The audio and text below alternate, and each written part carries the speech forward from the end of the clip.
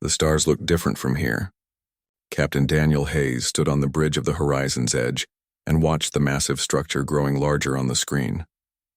The Galactic Council station was bigger than any city on Earth. It sparkled like a jewel against the black of space, with lights from 1,000 windows and docking bays. "We're being hailed," said Lieutenant Amy Foster from the communications station. Her hands moved quickly over the controls. "They're sending docking instructions." Daniel nodded. "Take us in slowly. Let's not give them any reason to think we're aggressive." Behind him, Ambassador Claire Morrison stepped onto the bridge. She wore a simple gray suit, nothing fancy. Claire believed that actions spoke louder than expensive clothes. She had spent 20 years in Earth's diplomatic corps, but this was her biggest assignment. First contact with a galactic government that had been watching humanity for 200 years. "Nervous?" Daniel asked her. Claire smiled, but her eyes were serious. "Terrified, but we can't show it." The horizon's edge moved through the docking approach, passing dozens of alien vessels. Some were sleek and silver. Others looked like living creatures with organic curves. One ship seemed to be made entirely of crystal that glowed from within. Amy guided their vessel carefully, matching the docking computer's instructions perfectly. Commander Jake Sullivan joined them on the bridge. He was the military advisor for this mission, a man who had seen combat in the Belt Wars. His job was to keep everyone safe and assess any threats. "I've been monitoring their communications," he said quietly. "Not everyone is happy we're here." "I know," Claire said. "But the invitation came directly from the eldest speaker. That has to count for something." The docking clamps engaged with a soft thud. They were here. 300 years after humans first reached Mars. They were about to sit at a table with aliens who had been traveling the stars for thousands of years. Dr. Lisa Chen was waiting in the airlock with her equipment. She was the team's xenobiologist, and her job was to help humans understand alien biology and culture. Lisa had learned 12 alien languages in preparation for this mission. "Ready?" she asked Claire. "As ready as I'll ever be." The airlock opened. On the other side stood a being unlike anything most of the crew had ever seen. It was tall, maybe 8 feet, with a body that looked like living crystal. Light moved through it in patterns that might have been emotions or thoughts. The being's voice came from a translator device that floated near what might have been its head. "I am Thros of the Vectar delegation. I will escort you to the council chamber." The words were polite, but the tone was cold.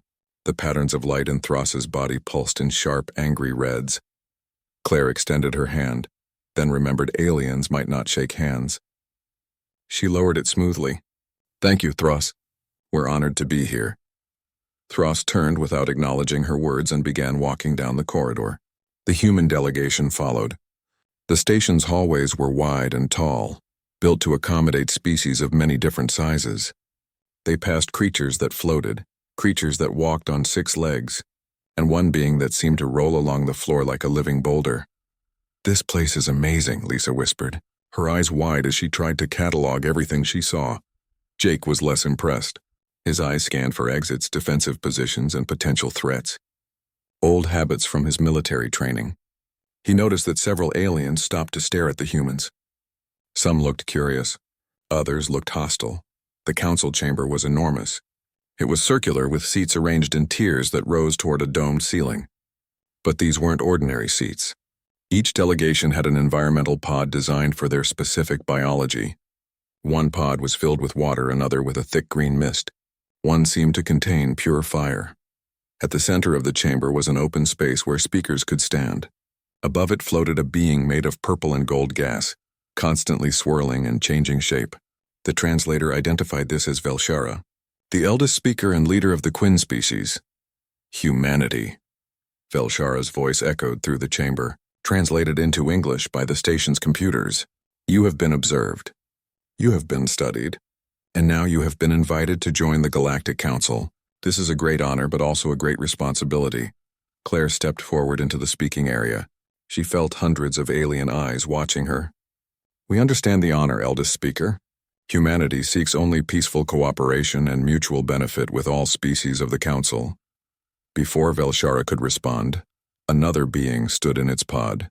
This one was reptilian, covered in dark green scales with 4 eyes that blinked independently. "I object," it said, its voice harsh even through the translator. The Gen delegation objects to humanity's inclusion. Claire kept her face calm, but her heart was racing. The reptilian being continued. Humanity is violent and primitive. They still fight wars on their own planet. Their technology is centuries behind ours. Why should we welcome such a species to this council? Other delegates began to murmur. Some seemed to agree. Others made sounds or displays that Lisa couldn't interpret yet. Claire took a deep breath. This was it. The moment that would define humanity's future among the stars. Ambassador Kreoth of the Gen, she said, using the name displayed on her tablet. You're right. Humanity has a violent history. We've made terrible mistakes, but we've also learned from them. She activated a small holographic projector. Images appeared in the air above the speaking area. 50 years ago, Earth was divided into hundreds of nations. We fought over resources, over beliefs, over land, but we changed. We created a unified world government. We ended poverty and hunger. We reached the stars not through conquest, but through cooperation. The images showed Earth cities gleaming in green. They showed the lunar colonies and the settlements on Mars. They showed humans of every color and culture working together. We're not perfect, Claire continued. We're still learning. But isn't that why we're here? To learn from species who have walked this path before us? To share what we've learned so that others might benefit? The chamber fell silent. Felshara's gaseous form swirled in patterns of deep blue, which Lisa's tablet indicated meant thoughtfulness. The Gen raised valid concerns, Felshara said finally, but the council was built on the principle that all species deserve a chance to prove themselves. Humanity will be granted provisional membership. You will have 6 months to demonstrate that you belong here. Kreoth made a hissing sound that needed no translation. Displeasure was universal. Claire bowed her head. Thank you, eldest speaker. We won't disappoint you. As the session ended and the delegates began to leave, a small furry creature approached the human group. It was barely 3 feet tall, with large eyes and soft brown fur. I am Squeenik of the Pithran, it said in surprisingly good English. Welcome to the council, humans. Thank you, Claire said, genuinely pleased to have a friendly greeting. Squeenik looked around nervously, then leaned closer. Be careful. Not everyone wants you here. Some will try to make you fail. Watch your backs. Before Claire could ask what that meant, the small alien scurried away, disappearing into the crowd. Jake moved closer to Claire. What do you think that was about? Claire watched the other delegates leaving the chamber. Many avoided looking at the humans. A few stared with open hostility. I think we just walked into something much more complicated than a simple invitation. Daniel joined them. What's our next move? Claire straightened her shoulders. We do what humanity does best. We adapt, we learn, and we prove we belong here. As they walked back through the station's corridors toward their assigned quarters, none of them noticed the figure watching from the shadows. It tracked their movement with calculating eyes, already forming plans. The game had begun. 3 weeks had passed since humanity's arrival at the council station, and Claire felt like she was walking through mud. Every meeting ended in polite refusals. Every proposal was met with delays. The other species were civil, but they kept their distance. It was like being the new kid at school, and nobody wanted to sit with you at lunch. She sat in her small office, reviewing the latest rejection. The Krell had refused a basic trade agreement. The reason given was vague, something about needing more time to study human commodities. Jake stood near the window, looking out at the stars. They're testing us, he said. Seeing if we'll give up and go home? Maybe, Claire admitted. Or maybe they invited us for reasons that have nothing to do with wanting us here. Before Jake could respond, alarms began wailing throughout the station. Red lights flashed in the corridors outside. Amy's voice came through Claire's communicator, urgent and fast. Ambassador, you need to get to the council chamber now. There's an emergency session. They ran through the hallways, joined by Lisa, who had been in the medical section studying alien biology. The council chamber was already full when they arrived. The mood was tense. Delegates were arguing loudly, and the translator struggled to keep up with multiple languages at once. Belshara floated at the center, her gaseous form swirling in agitated patterns of red and orange. Order, she called out. We must have order. Claire found the human seating area and sat down. Jake and Lisa flanked her on either side. What's happening? Lisa whispered. A large screen appeared above the speaking area. It showed a massive ship, old and battered, tumbling slowly through space. The image zoomed in to show damage along the hull. Sections were venting atmosphere. A Quinn colony ship, Velshara explained, her voice heavy with emotion. The bright future carrying 15,000 civilians to a new settlement. They suffered a catastrophic engine failure 3 hours ago. They are caught in a decaying orbit around a gas giant. The screen shifted to show the ship's trajectory. Even Claire, who wasn't an engineer, could see the problem. The orbit was shrinking. The ship was spiraling closer to the planet with each pass. How long do they have? Asked a delegate that resembled a walking tree. 18 hours, Velshara said. Maybe less. The chamber erupted in discussion. Claire listened carefully. The problem wasn't technical. Several species had ships capable of mounting a rescue. The problem was political. Who had jurisdiction in that sector of space? Who would pay for the rescue operation? What species would lead the effort? An hour passed, then 2. The delegates argued about protocols, about proper procedures, about precedents from centuries ago. Claire watched the clock counting down. 16 hours left. Then 15. Jake leaned close to her. They're going to let those people die while they debate who gets to save them. Claire's jaw tightened. She had spent 3 weeks playing by the rules, being patient, following every protocol. She looked at the screen showing the Quinn ship. 15,000 civilians, families, children. The Quinn hatched their young in groups, Lisa had taught her. The ship probably had thousands of hatchlings. She stood up. Her movement caught attention because humans had remained silent throughout the debate. Velshara turned her swirling form toward Claire. Ambassador Morrison, does humanity wish to contribute to this discussion? No, Claire said clearly. Humanity wishes to end it. We will mount the rescue operation immediately. We're leaving within the hour. The chamber went completely silent. Then it exploded with voices. Delegates shouted objections. Kriath of the Gen stood in his pod, all 4 eyes wide with anger. You have no authority, he hissed. You are provisional members. You cannot act without council approval. Claire looked directly at Velshara. Eldest speaker, with respect, we don't need approval to save lives. The Horizon's Edge is fueled and ready. We have the technical capability. While this council debates procedure, 15,000 beings are going to die. That's unacceptable to us. Velshara's colors shifted through a dozen shades. If you act without authorization, humanity could be expelled from the council. Then expel us, Claire said. But we're still going. She turned and walked out of the chamber. Jake and Lisa followed immediately. Behind them, the council erupted in chaos. On the bridge of the Horizon's Edge, Daniel was already preparing. I heard, he said as Claire arrived. Amy's running final checks now. Carlos is pushing the engines to maximum readiness. How fast can we get there? Claire asked. If we push hard, 6 hours, Amy reported from her station. But that's going to strain the engines. Do it. The Horizon's Edge undocked from the station and accelerated toward the gas giant. In the engine room, Carlos Rivera monitored every system, coaxing more power from the reactors than the designers thought possible. He had been an engineer in the belt, keeping old mining ships running with spare parts and prayers. This was just another impossible job. Jake coordinated with the crew planning the rescue operation. The colony ship is massive. We can't tow it.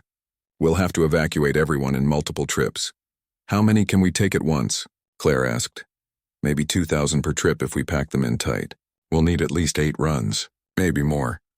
Lisa was setting up the medical bay. The Quinn were fragile compared to humans. Their bodies were mostly gas and soft tissue held together by a thin membrane. Injuries that would be minor for humans could be fatal for them. She prepared every piece of equipment they had, adapting it for Quinn physiology. The gas giant loomed larger on the screen. It was beautiful in a terrifying way, with storms the size of Earth swirling in its atmosphere. The Quinn ship looked tiny against it, tumbling helplessly.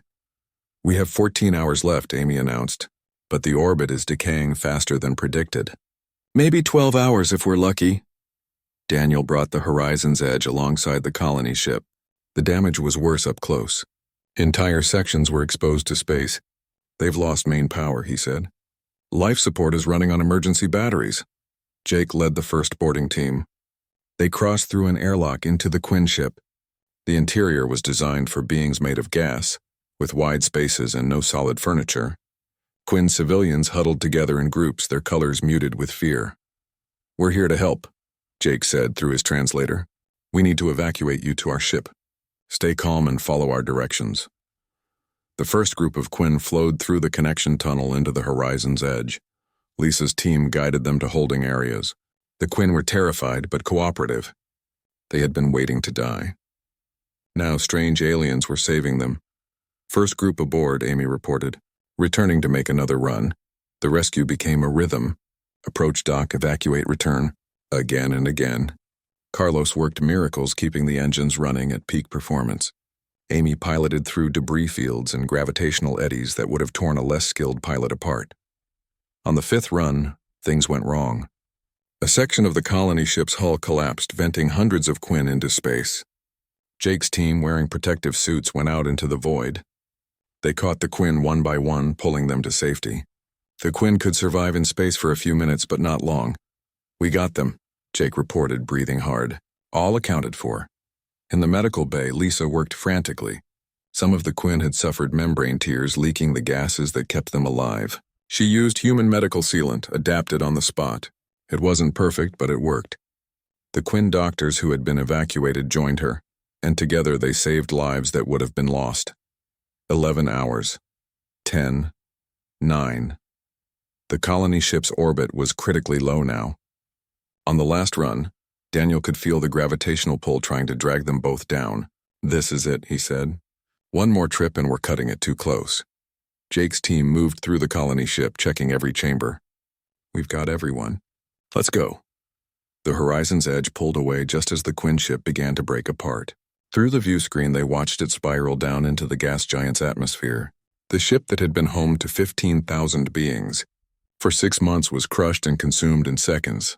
But every single Quinn was safe aboard the horizon's edge. The journey back to the council station was crowded and chaotic. Quinn filled every available space. They sang in their gaseous language, a haunting melody that needed no translation. It was a song of gratitude, of survival, of hope. When the horizon's edge docked, the council was waiting. Velshara floated at the front of a large group of delegates. Her colors were warm golds and soft oranges. 15,000 lives, she said as Claire stepped off the ship. You saved them all. Claire was exhausted. Her clothes were rumpled and she had a bruise on her arm from helping move equipment. It was the right thing to do. Velshara moved closer. The council debated for hours. You acted in minutes.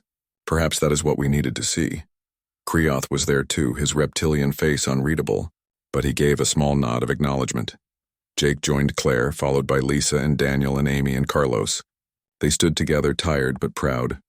You broke protocol, Velshara said. You ignored procedure. You risked your ship and your crew. Her colors brightened. And you showed us what humanity brings to this council. Not just words, action, courage, the willingness to do what is right, even at great cost. The Quinn survivors began emerging from the ship, flowing past the humans who had saved them. The rescue of the Quinn colony ship changed everything. Suddenly, species that had ignored humanity for weeks wanted to meet. Trade discussions that had stalled began moving forward. Even the Krell, who valued strength above all else, sent a delegation to discuss military cooperation. Claire sat in her office reviewing new proposals when Squeenik appeared at her door. The small Pithran looked nervous, his brown fur standing on end. Ambassador Morrison, may I speak with you privately? Of course, Squeenik. Come in. The Pithran entered and checked the corridor before closing the door. Something is wrong on the station. My people have noticed unusual activity. Beings meeting in secret. Files being accessed without proper authorization. Claire leaned forward. What kind of files? Human files. Technical specifications. Military capabilities. Someone is studying you very carefully. After Squeenik left, Claire called Jake to her office. She explained what the Pithran had told her. Jake's expression turned serious. I'll check our security logs, he said. If someone's digging into our systems, they might have left traces. For 2 days, Jake worked quietly, reviewing data streams and access records. He found anomalies, small inconsistencies that most people would miss. Someone with high-level clearance had been looking at human files, but the digital signatures didn't quite match. Someone skilled was covering their tracks. We should report this to station security, Lisa suggested when Jake showed them what he had found. Not yet, Claire said. We don't know who we can trust. Let's gather more evidence first. The answer came in the worst possible way. Claire was working late in her office when the explosion hit. The blast threw her against the wall. Alarms screamed. Emergency lights flickered on. She pulled herself up, ears ringing, and stumbled into the corridor. Smoke filled the human quarters. The wall between her office and the sleeping area had been torn apart. Jake appeared through the smoke, blood running down his forehead. "Everyone out," he shouted. The structure could collapse. They evacuated to the corridor. Amy and Carlos helped Lisa carry medical equipment. Daniel coordinated with station emergency services. Within minutes, Krell security forces arrived, led by Commander Bractus, a massive four-armed being in heavy armor. "What happened here?" Bractus demanded. "An explosion," Claire said, coughing from the smoke. "We don't know what caused it." Bractus and his team swept through the damaged quarters.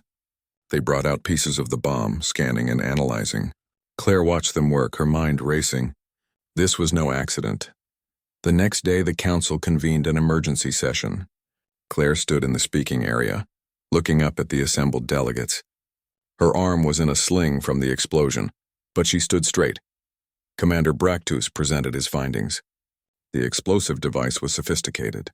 It used human technology and was placed in a location that would maximize damage to your quarters while minimizing risk to other station areas. Kreoth stood in his pod. Human technology. Placed in human quarters. This appears to be an internal matter. Claire felt anger rising. "You think we bombed ourselves?" "Humans are new to the council," Kreoth said smoothly. "Perhaps there are disagreements within your delegation. Conflicts we don't understand." Other delegates began to murmur. Claire could see where this was going. They were suggesting that humans had sabotaged their own quarters, making them look unstable and dangerous. "This is ridiculous," Jake said from beside her. "We have no reason to attack ourselves, but the damage was done." Several delegates called for a full investigation. Some suggested that humanity's provisional membership should be suspended until the matter was resolved. The session ended with nothing decided, but Claire could see the doubt in alien eyes. Back in their temporary quarters, the human team gathered. They had lost weeks of work in the explosion. Equipment was destroyed. Personal items were gone. Worse, their reputation was damaged again. "We need to prove this wasn't us," Amy said. "But how?" Lisa had been quiet, studying the fragments of the bomb that Bractus had allowed her to examine. "This explosive residue," she said slowly. "It's similar to human compounds, but not identical. There are trace elements that don't match anything in our technology." Jake moved closer. "What kind of elements?" Lisa pulled up her analysis on a portable screen. "These mineral signatures. They're consistent with Vectar crystal technology, but modified to look like human explosives." "A frame job," Daniel said. "Someone wanted it to look like we did this." Claire paced the room. "If the Vectar are involved, why? What do they gain from discrediting us?" "Maybe it's not just the Vectar," Jake said. He pulled up his security findings. "Look at the access patterns. 2 different signatures. One Vectar, one Gen." "Kreoth," Claire breathed. "He's been against us from the start." For the next week, they worked carefully and quietly. Lisa analyzed more evidence, finding additional proof that the explosives were modified Vectar technology. Jake traced communication patterns, discovering encrypted messages between the Gen delegation and a faction of Vectar engineers. The breakthrough came from an unexpected source. A young Vectar engineer named Threll approached Jake in a quiet corridor. The crystalline being's light patterns flickered nervously. "I was forced to help them," Threll said through his translator. "They threatened my family. I helped modify the explosive device to match human technology signatures." "Why are you telling me this?" Jake asked. "Because 15,000 Quinn are alive because of you. Your people saved them when my people argued about protocols. I will not let innocent beings be punished for something they didn't do." Threll provided detailed testimony and physical evidence. He explained how the Gen and a group of Vectar opposed to humanity had worked together.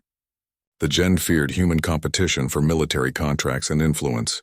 The Vectar faction feared human unpredictability and wanted them gone before they could cause more chaos. Claire called for an emergency council session.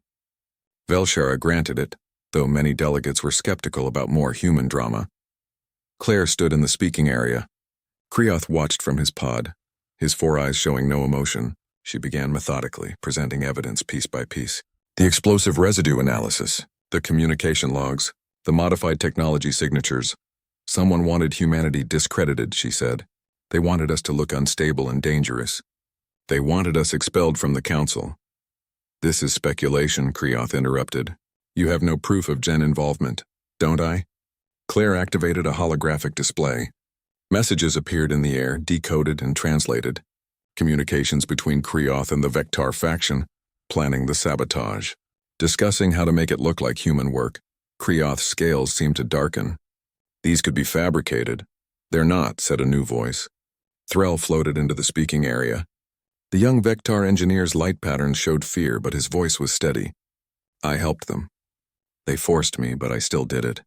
I can provide technical details that only someone involved would know. The chamber erupted. Delegates shouted in multiple languages. Velshara's gaseous form turned dark red.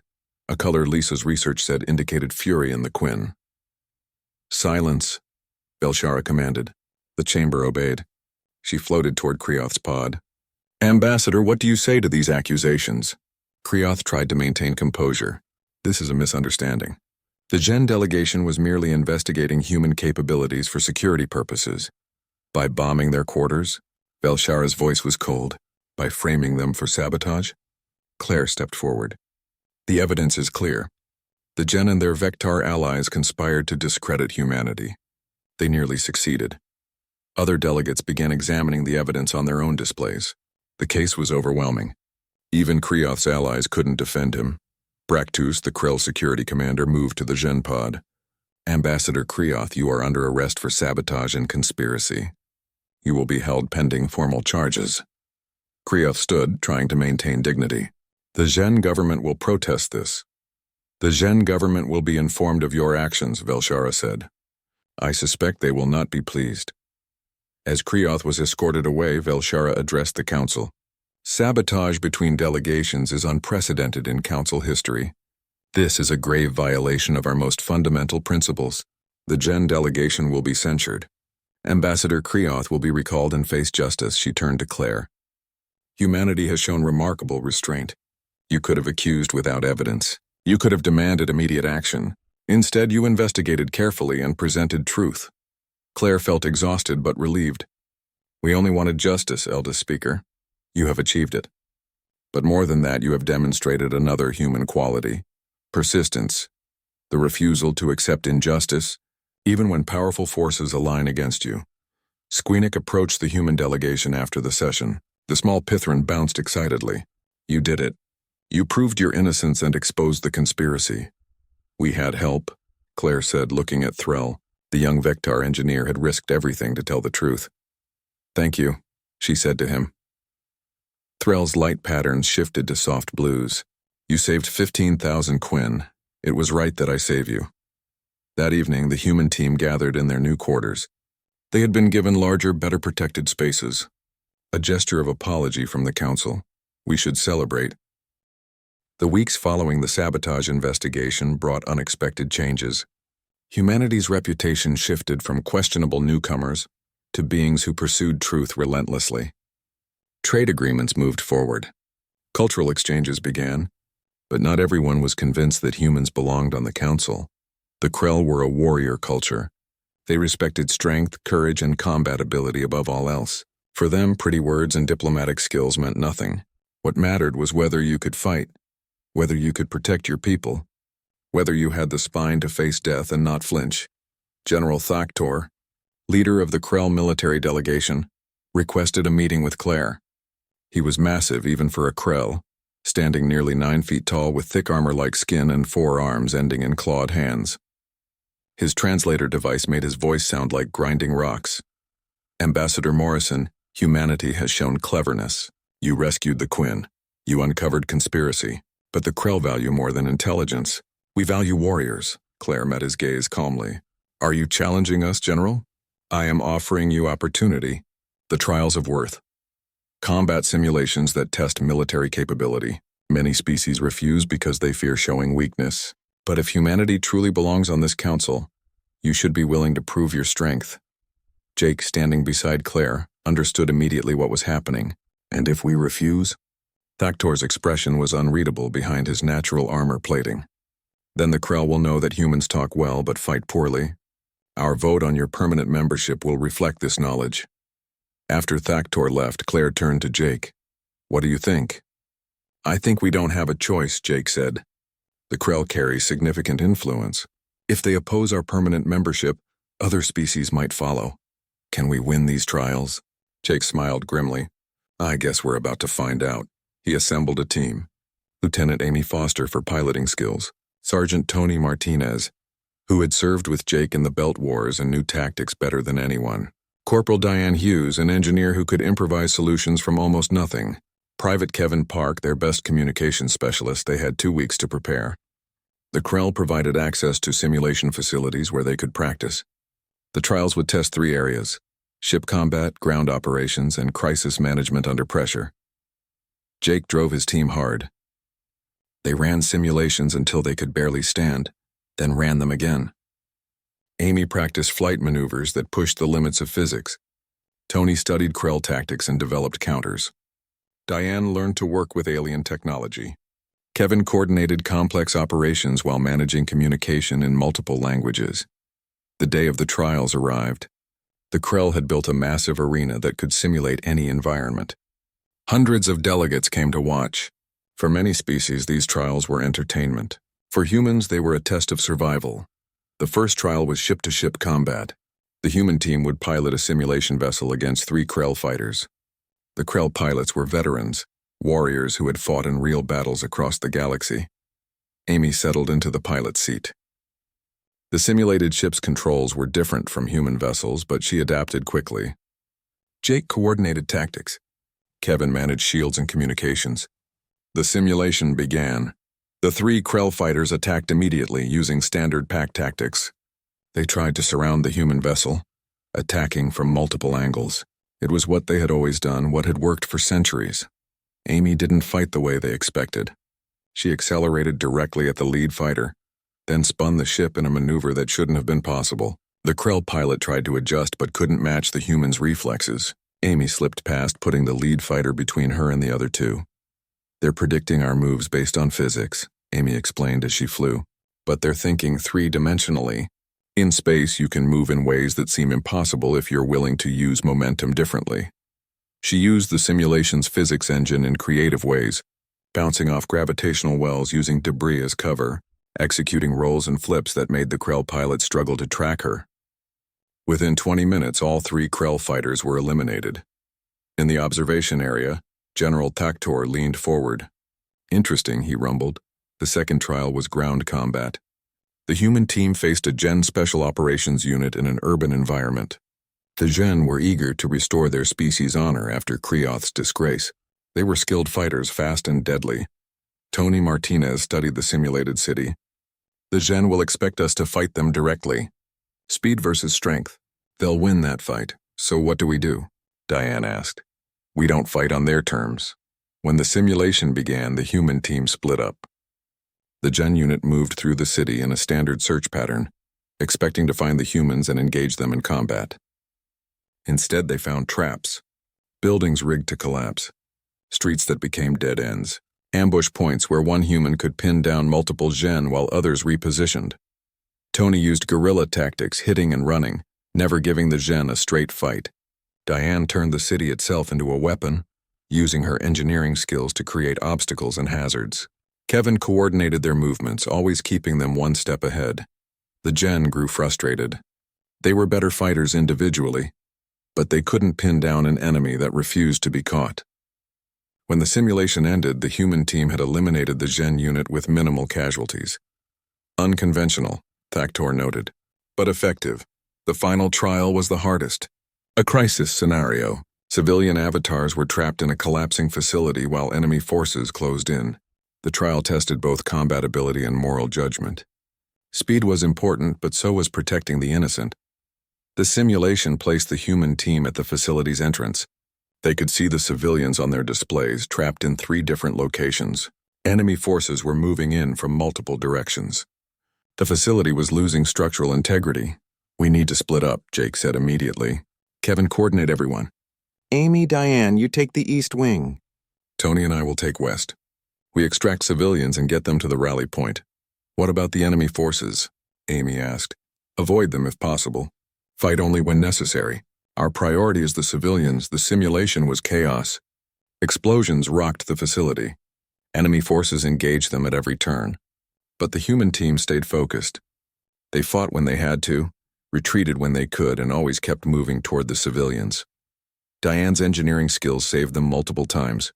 She stabilized collapsing sections, created safe paths through dangerous areas, even jury-rigged a fallen enemy vehicle to create a barrier protecting fleeing civilians. The simulation offered them an out, a route that would let them escape quickly with most of the civilians, sacrificing a small group that was trapped in a particularly dangerous area. It was the logical choice. Save the many, accept losses of the few. Jake looked at that route. Then he looked at the trapped civilians. 5 avatars representing real beings. No, he said. We're not leaving anyone behind. Kevin, find me another way. Sir, the structure could collapse any second. Then we better move fast. They went for the trapped civilians. It was risky, forcing them to fight through heavy enemy resistance while navigating a facility that was tearing itself apart. But they reached them. All 5 civilians were evacuated. The simulation ended with the facility collapsing behind them as they ran. Every civilian survived. The human team had taken more damage than necessary. The logical, efficient choice would have been to sacrifice the few. But they hadn't.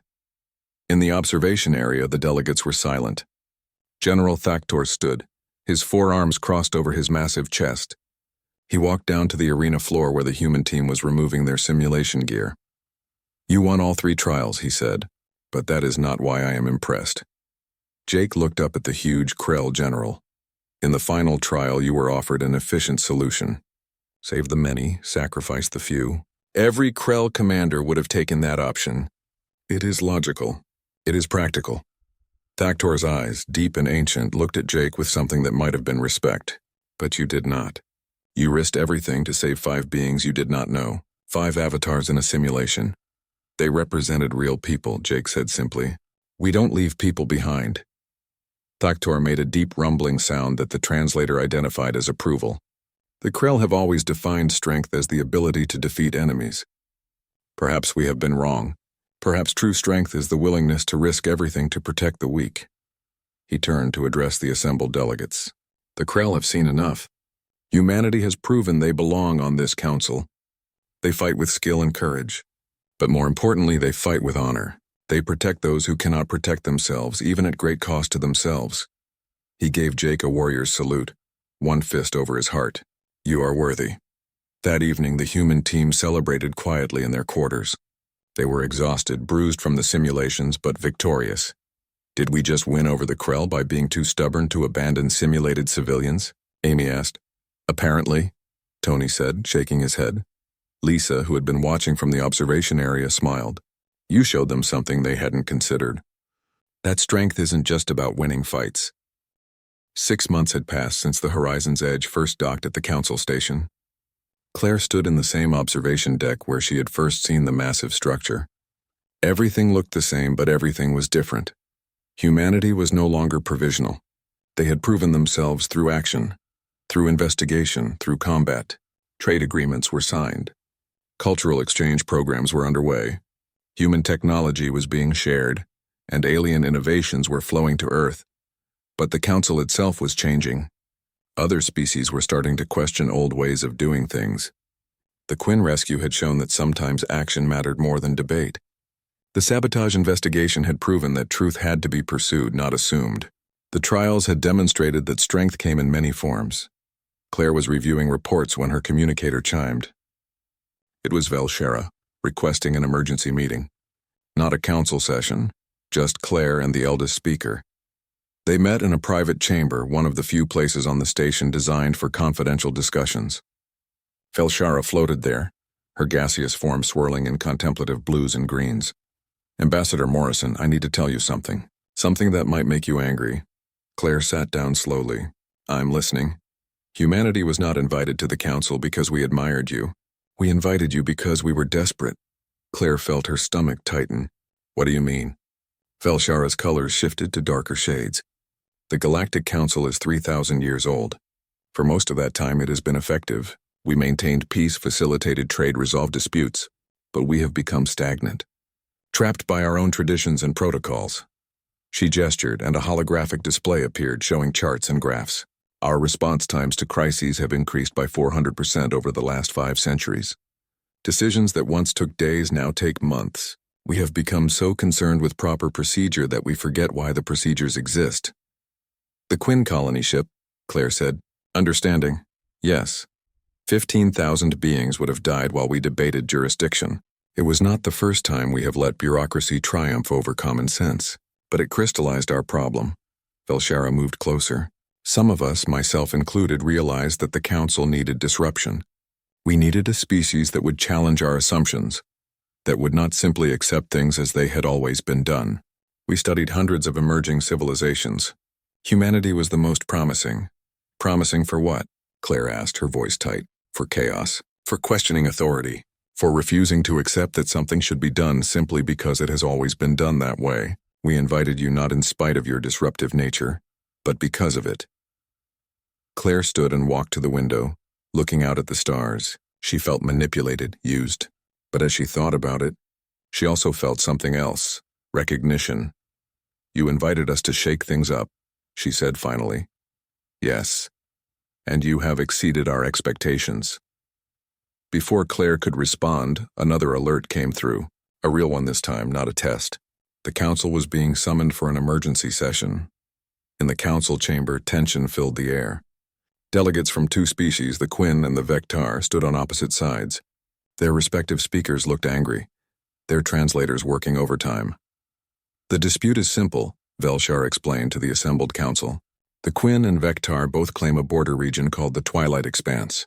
It contains valuable resources and strategic jump points. Both species have historical claims. Both have legal precedents. How long has this been disputed? Claire asked. 70 years, Velshara said. The council has been attempting mediation for decades. Claire looked at the representatives from both species. They weren't talking to each other. They stood rigid, separated by ancient grievances and pride. What happens if the council can't resolve this? Jake asked from beside her. War, said General Thaktor bluntly. Both sides are mobilizing military forces. They have been patient, but patience is exhausted. The council session dragged on. Delegates proposed the same solutions that had been proposed for 70 years.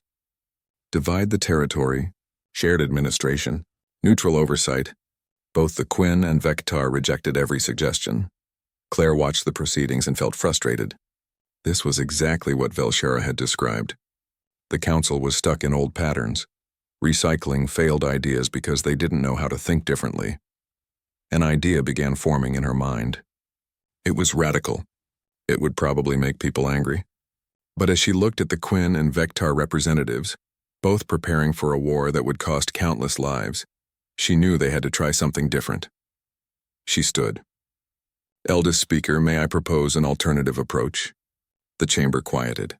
After 6 months, delegates had learned that when humans proposed alternatives, interesting things happened. Speak, Ambassador Morrison. This dispute has been debated by diplomats and politicians for 70 years. Every proposal has been rejected. I suggest we change who makes the decision. You propose different mediators? Asked a delegate. No, I propose we ask civilians. The chamber erupted. Delegates shouted objections in a dozen languages. The idea was unprecedented. Civilians didn't make decisions about territorial disputes. That was the job of governments and councils.